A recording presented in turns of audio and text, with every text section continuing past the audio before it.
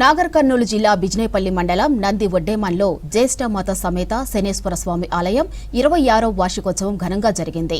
భక్తులు భారీగా తరలివచ్చి ఆలయంలో అభిషేకాలు, ప్రత్యేక పూజలు, అమ్మవారికి ప్రత్యేకంగా కుంకుమార్చన చేశారు. వేద మంత్రాలతో ఉమామహేశ్వర స్వామి వ్రతం నిర్వహించారు అర్చకులు. ఈ వ్రతంతో సకాలంలో వర్షాలు పడతాయని చెప్పారు. ఇక అభిష్టాలు నెరవేరుతాయని, అష్టైశ్వర్యాలు కలుగుతాయన్నారు అర్చకులు.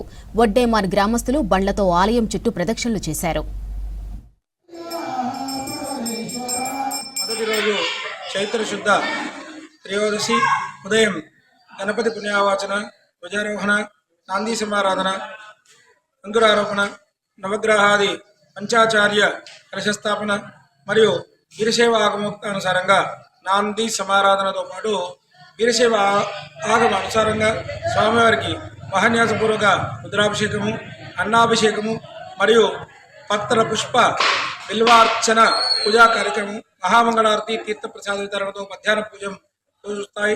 సాయంకాలం అగ్ని ప్రతిష్ట మరియు గణపతి, లక్ష్మీ గణపతి మూలమంత్ర హోమాలతో ఆవాహిత మండప దేవత ఆరాధన హోమాలు మరియు విశేషంగా రుద్రహోమం, శ్రీ పార్వతీ సమేత నందీశ్వర స్వామి అనగా గిరిజా చంద్రమౌళీశ్వర లీలా కళ్యాణ మహోత్సవం వీరశైవ ఆగమోక్తానుసారంగా, అదేవిధంగా లీలా కళ్యాణోత్సవానంతరం అమ్మవారికి సహస్రనామ కుంకుమ పూజ, దేవీ ఖడ్గమాల కుంకుమ పూజ నిర్వహించడం జరిగింది.